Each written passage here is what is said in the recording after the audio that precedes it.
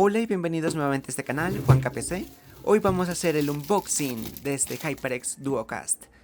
Lo compré porque, perdón chicos, los tenía descuidados y no había hecho videos, y entonces se me ocurrió traer algún que otro videito. Bueno, vamos a verlo.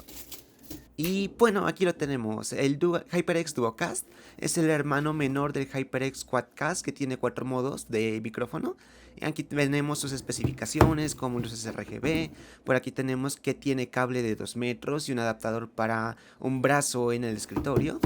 Y por el lado de acá no me gustó que traía esta cinta pegada, creo que es cuestión del envío que hicieron.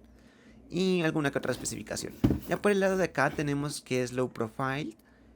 También tiene tap de muteo de sensor, 2 modos polares, el cardioide y lo que es el omnidireccional. Y bueno, un poco más. Vamos a abrir la caja. Bueno, esto va a ser un poquitico complicado porque solo tengo una manita desocupada. Con la otra estoy grabando y entonces es un poco tedioso. Bueno, a ver, vamos a intentar abrir la caja. Y bueno, parece que con esa mano no. Bueno, vamos a usar la otra. ¡Eso! La abrimos. Ahora sí, vamos entonces a empezar a abrir la cajita. 2 años de garantía. Genial. Eso es súper genial. Bueno, ahora vamos a empezar a sacar lo que sería la caja de plástico. Viene el manualcito normal, también supongo que es por parte de garantía. Una explicación de los modos cardioides, o bueno, modos del micrófono. Bueno, ustedes ya entenderán un poco más de eso, tal vez. Y si algo ya iremos viendo más adelante.